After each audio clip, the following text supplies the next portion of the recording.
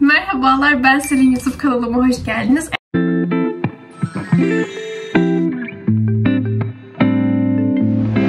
Hoş geldiniz. Eğer bir önceki videodan geliyorsanız doğru yerdesiniz.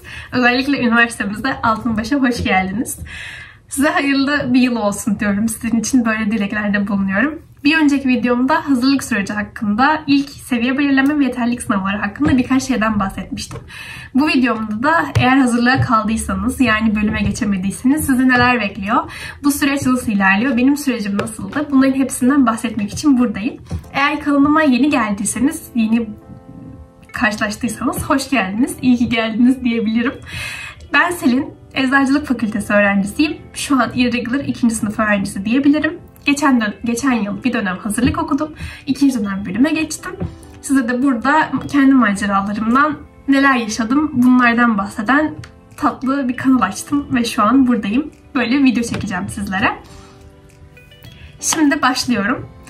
Öncelikle hazırlıkta sınavına girdiniz. Yeterli seviye belirlemeye girdiniz. İlk önce seviye belirlemeden mesela B1 çıktınız, B2 çıktınız, A1 artık neyse. Daha sonra sınıflarınıza yerleştiriliyorsunuz. Size bunlar zaten üniversitenin duyurular kısmından hangi sınıfta olduğunuz ve sınıf listeleri vesaire hepsi açıklanıyor. Ve okulunuza gidiyorsunuz. İlk haftalarda size hazırlık süreci nasıl oluyor, puanlandırma sistemi nasıl, bu süreç nasıl ilerleyecek bunun hakkında bilgi veriyorlar. Yani ilk haftanız oryantasyon gibi geçiyor diyebilirim. Pek bir şey yapmıyorsunuz. Evet, dersleriniz ufak ufak başlıyor ama daha çok tanışma, birbirinizi tanıma, size başınıza gelecekleri süreci, sınav sistemleri, puanlama sistemleri nasıl oluyor bunları anlattıkları bir hafta geçiriyorsunuz. Daha sonra da asıl derslere, yani gerçek ders düzenine devam ediyorsunuz. Şimdi şöyle diyebilirim. Öncelikle çok tatlı öğretmenlerimiz var. Yani ben en azından tatlılarıyla karşılaştım. O yüzden eminim ki bu konuda birazcık ön yargılarınız ya da düşünceleriniz olabilir. Yani nasıl öğretmenleri ya da süreç nasıl ilerleyecek, korkmalı mıyım tarzında. Şöyle, evet zor, hiçbir şey kolay değil. Çünkü unutmayın ki %100 İngilizce bölüme yerleşiyorsunuz sonuçta. Hazırlığınızda ne kadar kolay olabilir? Sizi %100 İngilizce olan bir bölüme hazırlamaya çalışıyorlar. O yüzden bir tık zor, kabul ediyorum. Yani ben zorlandım ama buna zamanla alışıyorsunuz. İngilizce ders dinlemeye, İngilizce konuşmaya çalışmaya ya da İngilizce derslere katılmaya bir şekilde alıştırılıyorsunuz. Yani bir şekilde alışıyorsunuz. Sonuç olarak ben de üniversiteye gitmeden önce bütün günümü, belki 6 saatimi, 5 saatimi derslere girdiğimde full İngilizce dinleyerek, bir şeyleri anlamaya çalışarak geçirmedim ve buna hiç alışkın değildim. Cümlem çok bozuk oldu, farkındayım ama siz anladınız. Buna zamanla alışıyorsunuz. Yani baştan derslere gittiğinizde hiçbir şey anlamayacaksınız ama bu çok normal. Zamanla 1-2 hafta geçtikçe anlamaya başlayacaksınız. Aa diyeceksiniz, bir dakika anlıyorum, alıştım galiba falan. Gerçekten derslerde Türkçe konuşulmuyor. Eğer Türk bir hocaya denk geldiyseniz böyle ufak tefek birkaç soru sorabilirsiniz belki ama genelde Türkçe konuşulmuyor. Çünkü sınıfta bir sürü yabancı öğrenci oluyor. Onlar sizi anlamıyor. Niye Türkçe konuşuyorsunuz? Ortak diliniz İngilizce falan filan derken şunu bilin ki derslerde İngilizce konuşulmayacak. Belki teneffüslerde, teneffüs aralarında ya da kendi Türk arkadaşlarınızla aranızda falan biraz Türkçe konuşabilirsiniz ders içinde ama genelde ders sonunda hocalara yanına giderek sorabilirsiniz eğer Türkçe sormanız gereken ya da kendinizi dile getiremediğiniz bir sorunuz varsa. Onun dışında dersler full İngilizce işleniyor, bunu söyleyebilirim. Çok fazla yabancı öğrenci var üniversitemizde. Eğer bu konuyla alakalı bir ön yargınız varsa olmasın. Çünkü unutmayın ki onlar sizi çok geliştirecekler. Yani bulunmaz nimetler onlar sizin için. Çünkü bir sürü insan Cambly ya da Open English gibi, Open English gibi bir sürü uygulamaya sırf İngilizce birileriyle konuşabilmek için, sırf yabancı birileriyle bir şeyler anlatıp speakinglerini, konuşmalarını geliştirebilmek için paralar döküyorlar biliyorsunuz ki. Ama sizin böyle bir fırsatınız var, hem de beleş. Yani arkadaşlar edinip sınıftaki insanlarla muhabbet etmeye çalışıp bunu, dilinizi bedavaya geliştirebilirsiniz. Yani bunu size fırsat olarak görmeniz gerekiyor ön yargı yerine. Ki yabancı olan arkadaşlarımız da vardı çok tatlı olan. Yani kimseyi tanımadan yargılamamak gerekiyor. Irk, din, dil fark etmez. Okula ilk gittiğinizde bu olacak. Buna hazır olun. İster istemez çekineceksiniz çünkü en başta siz korkuyorsunuz. Siz kendinize güvenmiyorsunuz. Ama zamanla alışacaksınız. Çok tatlı insanlarla tanışacaksınız. Ben buna eminim. Çünkü en azından bizim çok tatlı arkadaşlarımız olmuştu sınıf içinde. Önyargıyla gitmeyin yani. Bu ilki. İkincisi, hocalar zaten grup çalışmalarında, ödevlerde vesaire sizleri yabancılarla tek gruplara koymaya çalışıyorlar. Yani bir Türk, işte bir Fransız, bir Arap, işte bir ne bileyim Mısırlı, bir Katarlı. Yani sizi ona göre ayarlamaya çalışıyorlar. Ya da Türkleri özellikle grup olarak bırakmıyorlar yani bir yerde. Eğer 4-5 kişilik bir grup oluyorsa siz orada bir Türksünüzdür ya 2 Türksünüzdür, bunu unutmayın. En azından bizim hocalarımız öyle yapmaya çalışıyorlardı. Bizi bir şeylere zorunlu bırakabilmek için. Grup çalışmalarında falan, çünkü ortak dilimiz İngilizce. Yani İngilizce konuşmak zorundayız. Öyle ya da böyle. İstersen Google çeviri kullan, istersen yani ne yaparsan yap. Ama sonuç olarak ortak dilin İngilizce. Onun dışında mesela şöyle de, bunu da unutmayın. Siz eğer orada B1 plus ya da B1 ne bileyim A2, A1 o seviyede insanların o sınıfta olduğunu unutmayın. Yani herkes sizin kadar İngilizce biliyor. Hiç kimse sizden fazla ya da eksik bir İngilizce bilmiyor. En önemlisi fazla bilmiyor. Herkesin dili sizin gibi. Hiç kimse sizin kadar İngilizce konuşamıyor. Yani sizin gibi ya da sizden daha iyi bir İngilizce konuşamıyor. Zaten bunu insanlarla iletişim geçmeye başladığınızda fark edeceksiniz. Tabii ki istisnalar var. Mesela bizim sınıfımızda Mariam diye çok tatlı bir kız vardı. Beni keşfeder mi bilmiyorum. Ama oradan buna selamlar. Oradan buna ne? Buradan ona selamlar. Başardım. Çok tatlı bir kızdı. Fransızca konuşuyordu. Afrikalıydı. Çok tatlıydı. Mesela çok enerjik bir yapısı vardı örneğin. Vesaire gibi. Mesela onlar... Neden bahsettiğimi unuttum. Her neyse, çok enerjik ve tatlı bir kızdı. Hatırladım. Çok enerjik ve tatlı bir kızdı. Örneğin dili çok iyiydi. Ama mesela dil bilgisini ya da yazmada artık belli noktalarda onda sıkıntısı var ki o sınıfta.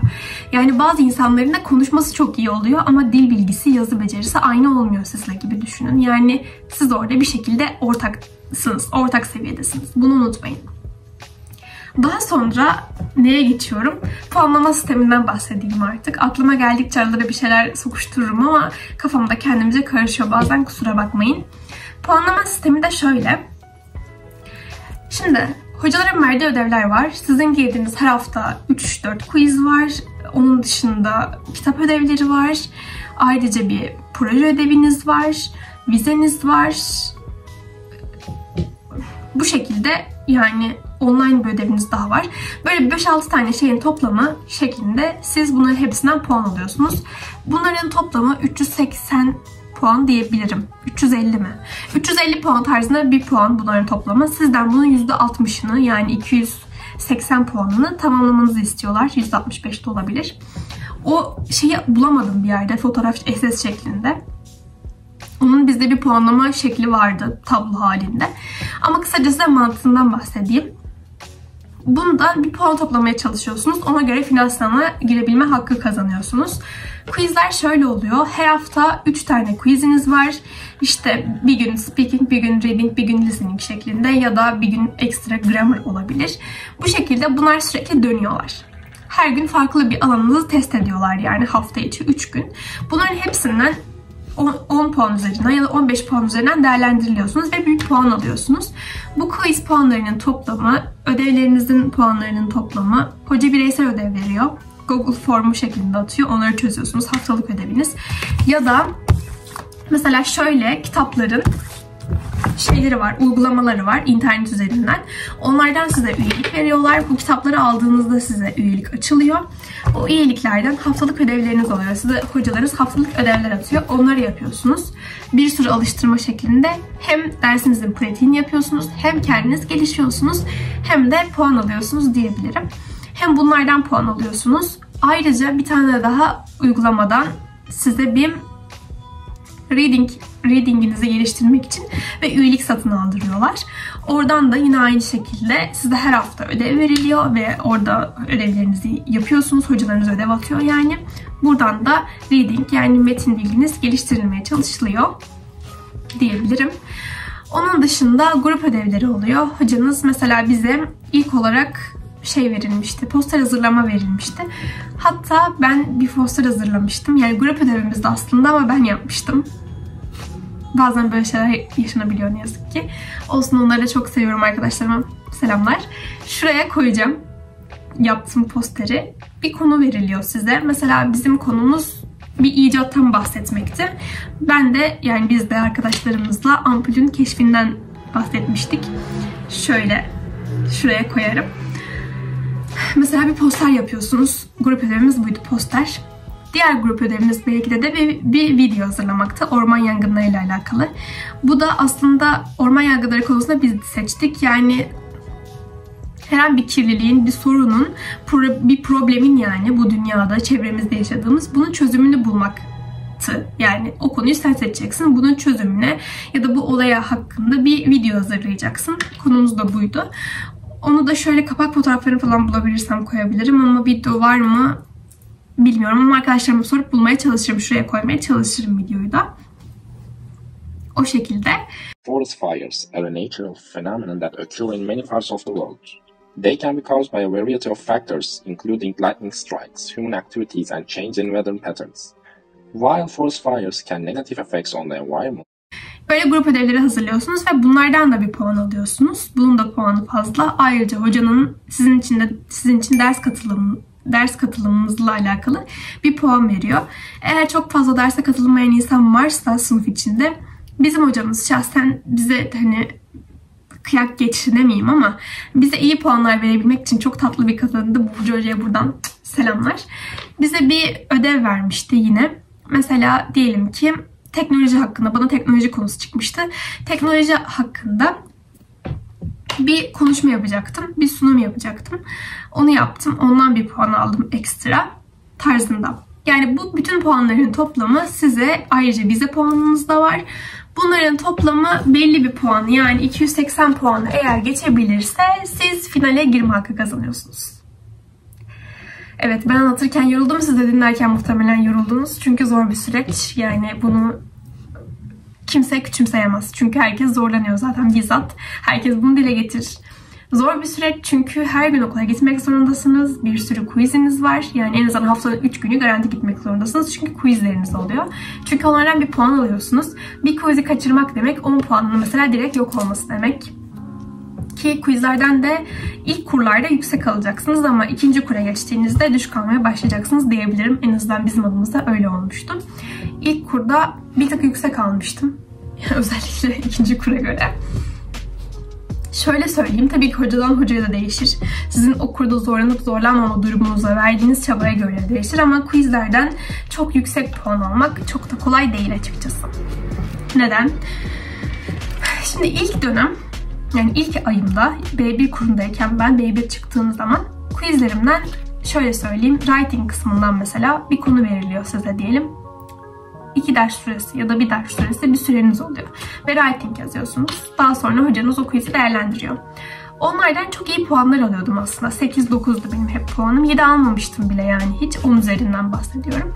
Ve yazımın çok güzel olduğunu dile getiriyordu hocamız da. Çok tatlı bir kadındı Burcu Hocama selamlar. Ama mesela ya da reading kısmında, işte listening, grammar kısmında 15 üzerinden 12 alıyordum, 10 alıyordum. 12, 15 alıyordum çoğu zaman. Yani puanlarım o kadar yüksekti ki bulursam onları da size koyarım. SS'leri hala duruyorsa. İlk kurumu çok güzel geçirmiştim yani. Puanımı rahat rahat toplayarak geçirmiştim diyebilirim. Evet zorlanmıştım ama bir şekilde yapabiliyordum. Çok da çalışıyordum o dönem. Yani B1 kurumunun her akşamı biz oda arkadaşımla aşağıda ödev yapıyorduk diyebilirim. Çünkü o kadar çok ödevim oluyordu ki yetişemiyordum zaten. Yani bir şeyleri, ödevlerimi yetiştirmeye çalışırken kendimi geliştiriyordum ya da bir şeyleri öğreniyordum herhalde, bilmiyorum. İlk kurumu o yüzden bir tık daha rahat geçirdim. İkinci kurumu, yani son kurumu biraz zor geçirdim. Niye zor geçirdim derseniz, birinci seviyeniz birden artıyor. Yani siz bir anda C1 görmeye başlıyorsunuz. Tamam, B2'den C1'e geçtiniz ama yine de üst bir seviye, yani o sizin için alışık olduğunuzun dışında bir seviye. 2 ay boyunca B2 görmüşsünüz, B1 Plus görmüşsünüz, böyle düşünün. Neyse, sonra son kura geçtiğimde kelimeler bana çok yabancıydı. Çok farklı kelimeler vardı. Bir sürü kelime öğrenmem gerekiyordu. Onları da nasıl öğrendim, nasıl çalıştım, onları da size defterimden gösteririm birkaç örnek olarak. Sonrasında biz quizlere girmeye başladık. Quizler tahminimden çok daha zordu. Yani ama herkese göre zordu. Yani bütün arkadaşlarım zorlanıyordu. Bütün sınıf zorlanıyordu. Herkes düşük alıyordu. Nasıl yani bu quizler? 15 puanlık quizler 2 kere 3 aldım. Bir kere 6 aldım. Bir kere 9 aldım sadece. Onun dışında 12 bile almadım 15 puanlık quizlerden. 15 puanlık quiz dediğimde kocaman bir reading düşünün. Kocaman ya da bir dinleme parçası düşünün örneğin. 5 soru var ve ben 15 üzerinden 3 almışım. Bir soruyu doğru yapmışım sadece. İşte 15 üzerinden 6 almışım falan. Bizim için çok zorlu bir süreçti. Ki hocamız da söylüyordu. Daniel hocamızın sınıfındaydım o zaman. Hocamız dünya tatlısı bir insandı. İranlıydı ama buradan ona da kocaman selam söylüyorum. Eğer bir gün videoma denk gelirse. Çok tatlı bir insandı. Hatta Instagram'da takipleşiyoruz. Bir gün Instagram'da YouTube kanalımı paylaşırsam belki bir gün izler bu videoyu. Her neyse. Çok tatlı bir insandı o da mesela ama o da dile getiriyordu. Yani quizlerinin seviyesinin gerçekten zor olduğundan falan bahsediyordu yani. Bizim seviyemize göre, en azından son kurun seviyesine göre. Bir şekilde puanımızı topladık ve geçtik. Ama belki de puan toplayacak mıyım, toplayamayacak mıyım diye gerçekten düşünmüştüm. Vizeden de 63 almıştım son kurun vizesinden. Geçme notumuz 60'tı. Ucu ucuna geçmiştim. Yani sınıfta da çok yüksek puanlar yoktu zaten. Herkes aşağı yukarı bu puanlarla geçmişti. Yani arkadaşlarım da 65, 69, 61, 60. Yani bu civardaydı yani herkes. Sonra finalinden de tam 60 alarak geçtim diyebilirim. Yani yeterliliğimi tam 60'la verdim diyebilirim. Zaten geçme notu 60. Yani sizi zor bir süreç bekliyor. Ama yapabilirsiniz. Ben yaptım. Siz de yapabilirsiniz. Belki de benim biraz zorlanmamın sebebi son kurda deli gibi Kısmet Solar izliyordum. Yani birazcık su içeyim mi? Böyle bir şey yok. Ben son kurumda, son 2 ayımda arkadaşlar tam bir Kısmet Solar bağımlısı oldum. Nasıl oldu bilmiyorum ama Kısmet Solar bağımlısı oldum. Yani buradan o da arkadaşlarıma kocaman sevgiler yani. Onları özlüyorsa özellikle beni anlayabiliyorlardır. Yani şöyle arkadaşlar, bir Kısmet Solar videosunu biliyorsunuzdur. 3 saat, 2,5-3 saat yani en az. Ben sabah kahvaltı yaparken bir posta izliyordum. Okula gidiyordum, okuldan gelince bir posta izliyordum. Zaten benim okulum öğrenciydi. Mesela 12'de gidip akşam 7'de çıkıyordum zaten. Öyle olunca bir turda yemek yerken izliyordum. Sonra dayanamayıp yemekten sonra da diye de sarkıyordu o. Sonra o akşam bir de yeni bölüm geliyordu. Yeni bölümü de yemek yedikten sonra tekrar başlayayım derken yeni bölüm eski bölüm böyle karışıp benim tüm günüm ve gecem Kısmetse Olur izleyerek geçiyordu. Yani Kısmetse Olur dışında zaten arkadaşlarımla dışarı çıkıyordum derken yani benim son dönemim, yani son kurum, en zor kurum birazcık sıkıntılı geçti. Bunun da sebebi neydi aslında? Şöyle bahsedeyim. Ben irregular olmak konusunda biraz kararsızdım. Yani 2. dönem bölüme mi geçsem yoksa bilerek kalıp devam mı etsem hazırlık olarak diye kararsızdım. Çünkü eğer siz B1'seniz ve B2 2 kur göreceksiniz demek 2 ay şeklinde bir kur. Çünkü bir dönemde 2 kur görüyorsunuz normal şartlarda. 2. döneme kalırsanız yani bilerek bırakırsanız bu sefer 4 ay görüyordunuz. Yani bütün dönemi B2 olarak, son kur olarak bitireceksiniz demek anlamına geliyordu. Ben de diyordum ki acaba yani ya öyle yaparım diyordum. Yani irregular olmasam mı? Hani acaba bilerek bıraksam mı diye düşünüyordum. Kafamda bunun rahatlığı da vardı biraz. O yüzden deli gibi Kısmetse Olur izliyordum. Yani sadece ödevlerimi yapıyordum. Ödevlerim dışında full Kısmetse Olur izliyordum. Böyle olduğu için de benim son sınıfım belki de bu yüzden de çok zor geçmiş olabilir son kurum. Sonra sağ olsun o da arkadaşım Esra beni irregular birkaç arkadaşla tanıştırdı. Çok tatlışlardı onlar. Özellikle Emine ile konuştuk bayağı. O da izlerse bu videoyu görür. O beni bayağı bilgilendirdi irregular olmak konusunda. Kendi irregular bir öğrenci, 2. sınıf öğrencisiydi. Nasıl devam ediyor, o memnun mu tarzında falan. Ondan da gaz aldıktan sonra ben dedim ki hayır, kalmıyorum, geçmem lazım. Son 2 hafta kala bu konuşmayı yapmıştık. Son 2 hafta deli gibi ders çalıştım diyebilirim. Sürekli örnek sınavlar çözdüm. İşte kelimelerimizi tekrar ettim. İşte dinleme çalışmaları, okuma çalışmaları derken bir şekilde başardım. Ama nasıl başardım? O sınavdan nasıl çıktım? Diyordum ki kalacağım galiba, yapamayacağım galiba falan. Bizim yeterliliğimiz de şu şekildeydi. 60 soru vardı. Hepsi birer puan olarak dinleme ve reading kısımlarından oluşuyordu. Kelime bilgisi ve gramer yoktu. Zaten siz son kurda da dil bilgisi görmeyeceksiniz. Çünkü bütün dil bilgileriniz B1 kuruna kadar, yani B1 plus kuruna kadar, 3. kura kadar bitirilmiş olacak. Son kurda sadece reading, listening ve writing çalışmaları oluyor diyebilirim. Yani son kurda dil bilgisi görmediğiniz için yeterlilik sınavında zaten dil bilgisi yok. Çünkü sizi her şey biliyor varsayıyorlar. Dediğim gibi Kağıt üzerindeki kısım 60 puanlıktı. Her soru 1 puandı. Yazma ve konuşma kısımları da vardı. Yazma ve konuşmada 20-20 olarak aynı puanda bölünmüştü. Ona göre puan alıyorduk ve ben de tam 60 puanla başarıyla tamamladım diyebilirim. Öyle yani benim sürecim böyle oldu. Video 20 dakika oldu ve daha çok konuşasım var. Daha çok şey anlatasım var ama kısaca sürece hakim oldunuz aslında bence. Ne olduğunu. Yani nasıl çalıştığımı söyleyecektim. Çok uzun oluyor biliyorum ama. Anlatılacak çok şey var. Yani ben bir video daha çekerim şu an. Bizim her ünitemizde kelimeler oluyordu. Ben burada kelimelerin hepsini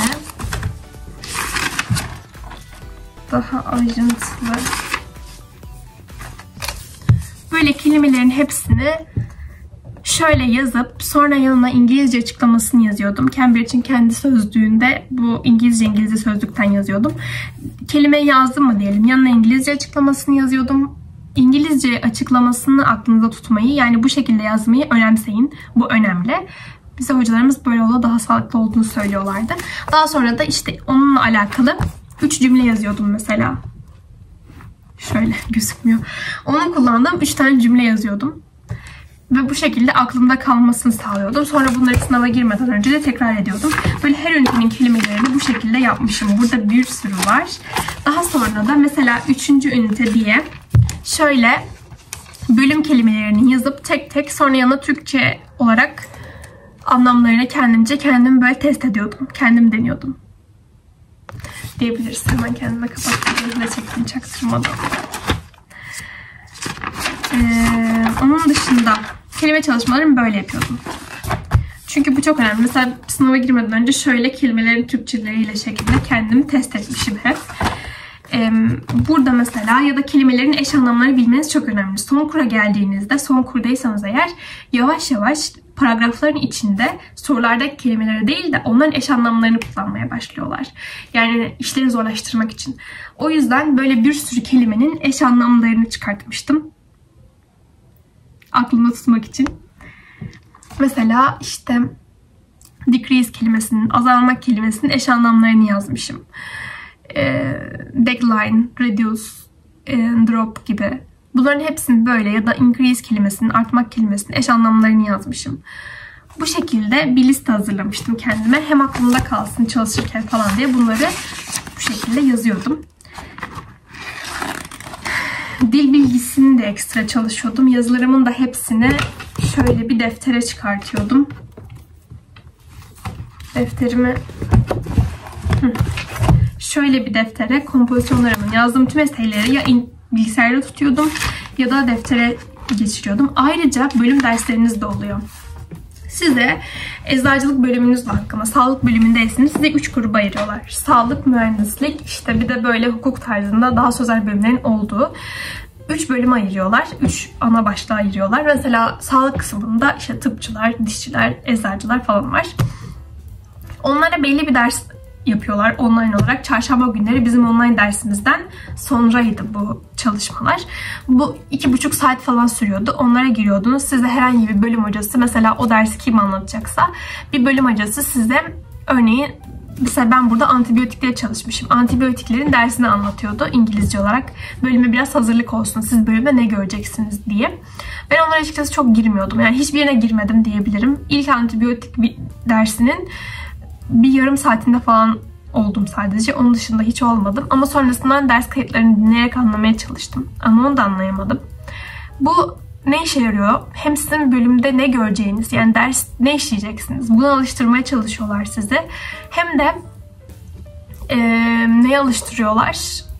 Bundan size quizinizde bir soru soruyorlar. Bizim de B2 kurumuzda, yani son kurda bir quizimizde o videodan bir soru sormuşlardı. Ben açıkçası girmemiştim derse ama sonra daha ilk kurda bilmediğim için düzenin ne olduğunu, antibiyotik videosunun, işte ilk videosunun şöyle kendimce aklımda kalır belki diye özetini çıkartmışım. Şöyle işte antibiyotikler nasıl çalışıyor vücudumuzda, antibiyotik çeşitleri, işte insan üzerine etkileri falan tarzında bir videoydu. Ona böyle özet çıkartmışım. Ama işime yaradı mı? Açıkçası hayır. Yani o sınavdaki, o quizdeki soruyu yanlış yaptım zaten. Aklımda da kalmadı. Bölüme geçmeden bir faydası olmamıştı. Yani bana bölümle alakalı herhangi bir dersin gösterilmesinin açıkçası. İsterseniz siz bir girersiniz yani tabii ki çalışırsınız ama benim için bir faydası olmamıştı. Ben o sınavda o soruyu yapamadım yani, öyle diyeyim. Uğraşmama rağmen olmadı. Onun dışında da zaten sonra da işte bir şekilde bölüme geçtim. Bu şekilde 25 dakika oldu. Daha aklıma gelse bir sürü şey anlatırım yemin ederim ama çok süre oldu. Bunu burada bitirelim. Bana kalsa daha fazla konuşurum dediğim gibi. Ama biraz da Altınbaş Üniversitesi hakkında, yurt hakkında birkaç video çekeceğim. Onlar da yine ben neler yaşadığımı, kendi sürecimi anlatırım, açıklarım sizlere. Üniversitemize geldiyseniz hoş geldiniz. Hazırlık okumaktan pişman olmayacaksınız. Buna emin olabilirsiniz. Sizi çok geliştirecek. Önemlisi bu. Yani ilk geldiğiniz haliyle bitirdiğiniz hali aynı olmayacak. Emek gösterin, çabalayın. Hiçbir şey kolay değil ama sizi bölüme hazırlıyorlar. Bunu unutmayın. Çoğu zaman zor gelecek. Çoğu zaman niye bununla uğraşıyorum diyeceksiniz. Çünkü zor yani. Kolay değil. Hiçbir şey kolay değil. O da arkadaşım şu an mesela yaz okuluna kaldı. Yaz okulundan geçemedi. Şu an son sınavı bekliyor. Yani sizle beraber girecek o da ilk sınava. Son olarak telafi sınavı var. İşte onu bekliyor mesela. Yani bir şeyleri başarmak kolay değil. O yüzden sıkı tutun. Hazırlıkta yatmayı düşünmeyin. Hazırlık sizin boş yılınız değil. Bunu zaten böyle bizim üniversiteye geldiyseniz çok sıkı bir hazırlığınız olduğu için anlayacaksınız. Yani bunun zorunda kalacaksınız ne yazık ki. Bölüme geçtiğinizde rahatlayacaksınız diyorlardı bize hep. 2. dönem bölüme geçtim. Online olduğu için yine çok çalıştım, uğraştım ama yani online dönemle yüz yüze dönem biri olmuyor biliyorsunuz ki. Onu da bu dönem göreceğim, bizzat yaşayacağım. Bölüme geçince rahatlanıyor muymuş tarzında. Ama hazırlık yine benim için pişman olmadığım bir dönemdi. Yani ben pişman değilim hazırlığa kaldığım için. Biliyorum ki ben geliştim çünkü beni geliştirdi, çok şey öğretti. Hocalarınız çok tatlı olacak. Eminim ki çok tatlı insanlarla karşılaşacaksınız. Sizi çok heyecanlı bir dönem bekliyor. Umarım başarırsınız. Umarım güzelce atlarsınız hazırlığınızı. Pes etmeyin. Yarı yolda bırakanlar, yarı yolda kalanlar, daha üniversitenin ilk haftasında üniversiteyi bırakanlar bu hazırlık ne diye. Ya da bölüm içinde puan toplayamayacağını düşünüp pes edenler. Yani finale giremeyeceğim diye. Böyle puan toplayamazsanız ikinci kur tekrarı oluyor. Yani 2 ay daha aynı kuru okuyorsunuz. Böyle bir durum var. Yani vize ve o dediğim ödevlerin, quizlerin puanlarını önemseyin.